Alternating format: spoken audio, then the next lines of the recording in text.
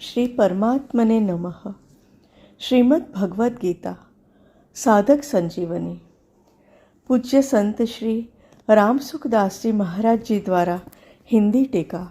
अध्याय 2 सांख्य योग, page 160 160, audio 48 संबंध। अब आगे के श्लोक में स्थित प्रज्ञ कैसे चलता है, इस प्रश्न के उत्तर का उपसंहार करते हैं। श्लोक 71। विहाय कामान्यः सर्वान् पुमांश्चरति निःस्पृहः निर्ममो निरहंकारः स शान्तिमधिगच्छति। जो मनुष्य संपूर्ण कामनाओं का त्याग करके स्पृहा रहित, ममता रहित और अहंता रहित होकर आचरण करता है, शांति को प्राप्त होता है। व्याख्या। विहाय कामान्यः सर्वान् पुमांश्चरति निःस्पृहः। अप्राप्त वस्तु की इच्छा का नाम कामना है। स्थित प्रज्ञ महापुरुष संपूर्ण कामनाओं का त्याग कर देता है। कामनाओं का त्याग कर देने पर भी शरीर के निर्वाह मात्र के लिए देश, काल, वस्तु, व्यक्ति, पदार्थ आदि की जो आवश्यकता दिखती है, अर्थात जीवन निर्वाह के लिए प्राप्त और अप्राप्त वस्तु आदि की जो जरूरत दिखती है, उसका नाम स्पृहा है। स्थित प्रज्ञ पुरुष इस स्पृहा का भी त्याग कर देता है, कारण कि जिसके लिए शरीर मिला था और जिसकी आवश्यकता थी, उस तत्व की प्राप्ति हो गई। वह आवश्यकता पूरी हो गई। अब शरीर रहे चाहे न रहे, शरीर निर्वाह हो चाहे न हो, इस तरफ वह बेपरवाह रहता है। यही उसका निष्प्रिय होना है। निष्प्रिय होने का अर्थ यह नहीं है कि वह निर्वाह की वस्तुओं का सेवन करता ही नहीं, वह निर्वाह की वस्तुओं का सेवन भी करता है। पथ्य कुपथ्य का भी ध्यान रखता है, अर्थात पहले साधनावस्था में शरीर आदि के साथ जैसा व्यवहार करता था, वैसा ही व्यवहार अब भी करता है। परंतु शरीर बना रहे तो अच्छा है, जीवन निर्वाह की वस्तुएं मिलती रहे तो अच्छा है, ऐसी उसके भीतर कोई परवाह नहीं होती। इसी अध्याय के 55वें श्लोक में प्रजहाति यदा कामान सर्वान पदों से कामना त्याग की जो बात कही थी, वही बात यहाँ विहाय कामान्यः सर्वान पदों से कही है। इसका तात्पर्य है कि कर्मयोग में संपूर्ण कामनाओं का त्याग किए बिना कोई स्थित प्रज्ञ नहीं हो सकता, क्योंकि कामनाओं के कारण ही संसार के साथ संबंध जुड़ा हुआ है। कामनाओं का सर्वथा त्याग करने पर संसार के साथ संबंध रह ही नहीं सकता। निर्ममः। स्थित प्रज्ञ महापुरुष ममता का सर्वथा त्याग कर देता है। मनुष्य जिन वस्तुओं को अपनी मानता है, वे वास्तव में अपनी नहीं है, प्रत्युत संसार से मिली हुई है। मिली हुई वस्तु को अपनी मानना भूल है। यह भूल मिट जाने पर स्थित प्रज्ञ वस्तु, व्यक्ति, पदार्थ, शरीर, इंद्रियां आदि में ममता रहित हो जाता है। निरहंकारः। यह शरीर मैं ही हूँ, इस तरह शरीर से तादात्म्य मानना अहंकार है। स्थित प्रज्ञ में यह अहंकार नहीं रहता। शरीर, इंद्रियां, मन, बुद्धि आदि सभी किसी प्रकाश में दिखते हैं, और जो मैंपन है उसका भी किसी प्रकाश में भान होता है। अतः प्रकाश की दृष्टि से शरीर, इंद्रियां, मन, बुद्धि, अहमता अर्थात मैंपन, ये सभी दृश्य है। दृष्टा दृश्य से अलग होता है, यह नियम है। ऐसा अनुभव हो जाने से स्थित प्रज्ञ निरंकार हो जाता है। स शान्तिमधिगच्छति। स्थित प्रज्ञ शांति को प्राप्त होता है। कामना, स्पृहा, ममता और अहंता से रहित होने पर शांति आकर प्राप्त होती है, ऐसी बात नहीं है। प्रत्युत शांति तो मनुष्य मात्र में स्वतः सिद्ध है। केवल उत्पन्न एवं नष्ट होने वाली वस्तुओं से सुख भोगने की कामना करने से, उनसे ममता का संबंध रखने से ही अशांति होती है। जब संसार की कामना, स्पृहा, ममता और अहंता सर्वथा छूट जाती है, तब स्वतः सिद्ध शांति का अनुभव हो जाता है। इस श्लोक में कामना, स्पृहा, ममता और अहंता, इन चारों में अहंता ही मुख्य है। एक अहंता के निषेध से सबका निषेध हो जाता है। अर्थात यदि मैंपन ही नहीं रहेगा, फिर मेरापन कैसे रहेगा, और कामना भी कौन करेगा और किस लिए करेगा। जब निरहंकारः कहने मात्र से कामना आदि का त्याग उसके अंतर्गत आ जाता था, तो फिर कामना आदि के त्याग का वर्णन क्यों किया? इसका उत्तर यह है कि कामना, स्पृहा, ममता और अहंता, इन चारों में कामना स्थूल है। कामना से सूक्ष्म स्पृहा, स्पृहा से सूक्ष्म ममता और ममता से सूक्ष्म अहंता है। अतः साधक पहले कामना, स्पृहा और ममता का त्याग कर दे तो अहंता का त्याग करना उसके लिए सुगम हो जाएगा।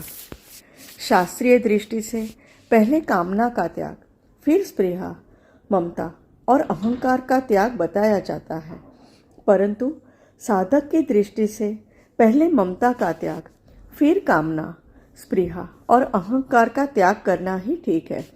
ममता प्राप्त वस्तु की और कामना अप्राप्त वस्तु की होती है। सबसे पहले ममता का त्याग करना सुगम पड़ता है। मनुष्य पहले ममता से अर्थात प्राप्त वस्तु के संबंध से ही फंसता है। पहले ममता का त्याग करने से निष्काम होने की सामर्थ्य आ जाती है।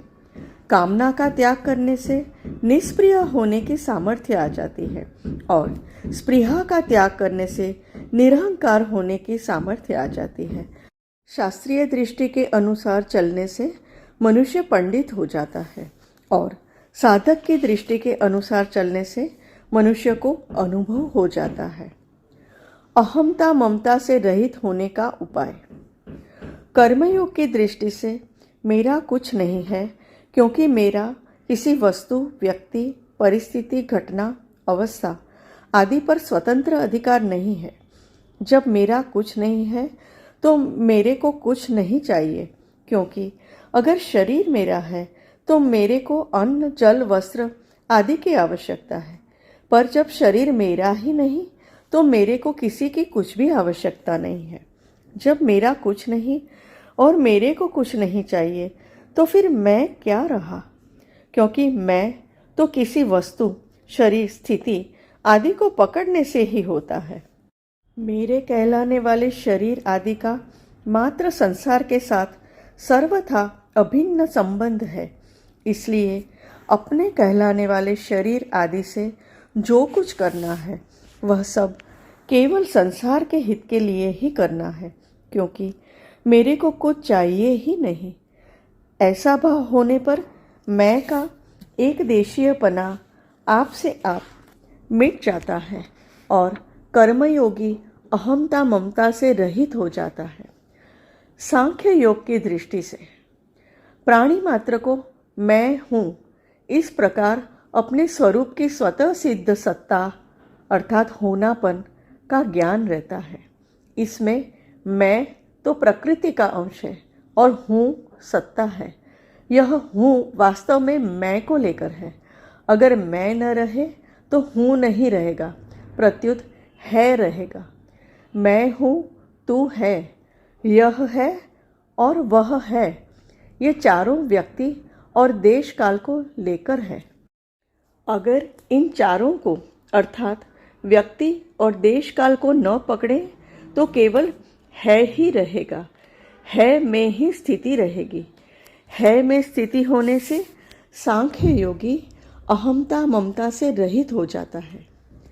भक्ति योग की दृष्टि से जिसको मैं और मेरा कहते हैं वह सब प्रभु का ही है, कारण कि मेरी कहलाने वाली वस्तु पर मेरा किंचित मात्र भी अधिकार नहीं है, परंतु प्रभु का उस पर पूरा अधिकार है। वे जिस तरह वस्तु को रखते हैं जैसा रखना चाहते हैं वैसा ही होता है। अतः यह सब कुछ प्रभु का ही है, इसको प्रभु की ही सेवा में लगाना है। मेरे पास जो शरीर, इंद्रियां, मन, बुद्धि है, यह भी उन्हीं की है और मैं भी उन्हीं का हूँ। ऐसा भाव होने पर भक्ति योगी अहमता ममता से रहित हो जाता है। परिशिष्ट भाव। पहले सोमृतत्वाय कल्पते, अध्याय 2 श्लोक 15 कहकर ज्ञान योग की सिद्धि अर्थात पूर्णता बताई थी। अब स शांति मधि गच्छति कहकर कर्मयोग की सिद्धि बताते हैं। तात्पर्य है कि चिन्मयता अर्थात स्वरूप में स्थिति होने से अमृत की प्राप्ति होती है और जड़ता अर्थात अहंता के त्याग से शांति की प्राप्ति होती है। अहंता अपने स्वरूप में मानी हुई है, वास्तव में है नहीं। अगर यह वास्तव में होती तो हम कभी निरंकार नहीं हो सकते थे और भगवान भी निरंकार होने की बात नहीं करते, परंतु भगवान निरहंकार कहते हैं। अतः हम अहंकार रहित हो सकते हैं। हमारा अनुभव भी है कि वास्तव में स्वरूप अहंकार रहित है। सुषुप्ति के समय अहम के अभाव का और स्वयं अर्थात अपनी सत्ता के भाव का अनुभव सबको होता है, जिसका स्पष्ट बोध जगने पर होता है। सुषुप्ति में अहम अविद्या में लीन हो जाता है पर स्वयं रहता है। ये सुषुप्ति से जगने पर अर्थात उसकी स्मृति से हम कहते हैं कि मैं ऐसे सुख से सोया कि मेरे को कुछ पता नहीं था। इस स्मृति से सिद्ध होता है कि सुख का अनुभव करने वाला और कुछ पता नहीं था, यह कहने वाला तो था ही नहीं, तो सुख का अनुभव किसको हुआ और कुछ पता नहीं था, यह बात किसने जानी। अतः कुछ पता नहीं था, यह अहम का अभाव है और इसका ज्ञान जिसको है वह अहम रहित स्वरूप है। एक स्त्री की नथ कुएं में गिर गई। उसको निकालने के लिए एक आदमी कुएं में उतरा और जल के भीतर जाकर उस नथ को ढूंढने लगा। ढूंढते ढूंढते वह नथ उसके हाथ लग गई तो उसको बड़ी प्रसन्नता हुई, परंतु उस समय वह कुछ बोल नहीं सका, क्योंकि वाणी अर्थात अग्नि और जल का आपस में विरोध है। अतः जल से बाहर आने पर ही वह बोल सका कि नथ मिल गई। ऐसे ही सुषुप्ति में अहम के लीन होने पर मनुष्य सुख का अनुभव तो करता है पर उसको व्यक्त नहीं कर सकता, क्योंकि बोलने का साधन नहीं रहा। सुषुप्ति से जगने पर ही उसको सुषुप्ति के सुख की स्मृति होती है। स्मृति अनुभवजन्य होती है, अनुभवजन्यम ज्ञानम स्मृति है। इस प्रकार सुषुप्ति में अहम के अभाव का अनुभव तो सबको होता है, पर अपने अभाव का अनुभव किसी को कभी नहीं होता। अहंकार हमारे बिना नहीं रह सकता, पर हम स्वयं अहंकार के बिना रह सकते हैं और रहते ही हैं। हमारा स्वरूप चिन्मय सत्ता मात्र है।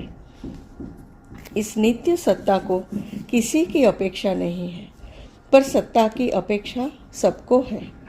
अगर हम अहम से अलग न होते, अहंकार रूप ही होते, तो सुषुप्ति में अहंकार के लीन होने पर हम भी नहीं रहते। अतः अहंकार के बिना भी हमारा होनापन सिद्ध होता है। जागृत और स्वप्न में अहम प्रकट रहता है और सुषुप्ति में अहम लीन हो जाता है, पर हम स्वयं निरंतर रहते हैं। जो प्रकट और लीन नहीं होता वही हमारा स्वरूप है। कामना का त्याग होने पर भी शरीर निर्वाह मात्र के लिए कुछ न कुछ वस्तु, व्यक्ति, पदार्थ आदि की आवश्यकता रह जाती है, जिसको स्पृहा कहते हैं। स्थितप्रज्ञ महापुरुष में शरीर निर्वाह मात्र की आवश्यकता तो कहना ही क्या, शरीर की भी आवश्यकता नहीं रहती। और स्पृहा दोनों का त्याग करने का तात्पर्य है कि वस्तुओं की कामना भी न हो और निर्वाह मात्र की कामना अर्थात शरीर की आवश्यकता भी न हो, कारण कि निर्वाह मात्र की कामना भी सुखभोग ही है।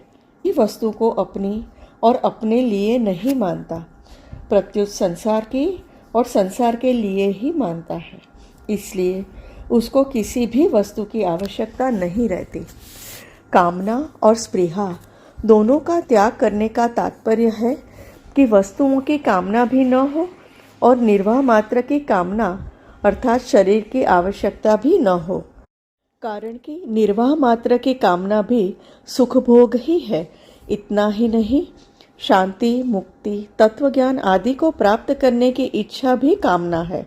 अतः निष्काम भाव में मुक्ति तक की भी कामना नहीं होनी चाहिए। इस श्लोक में अपरा प्रकृति का निषेध है। जीव ने अहंकार के कारण अपरा प्रकृति अर्थात जगत को धारण किया है। ययेदं धार्यते जगत, अध्याय 7 श्लोक 5। अतः निरहंकार होने पर अपरा प्रकृति का निषेध, संबंध विच्छेद हो जाता है और जीव जन्म मरण रूप बंधन से मुक्त हो जाता है। सबका त्याग होने पर भी अहंकार शेष रह जाता है, पर अहंकार का त्याग होने पर सबका त्याग हो जाता है। हरि ओम।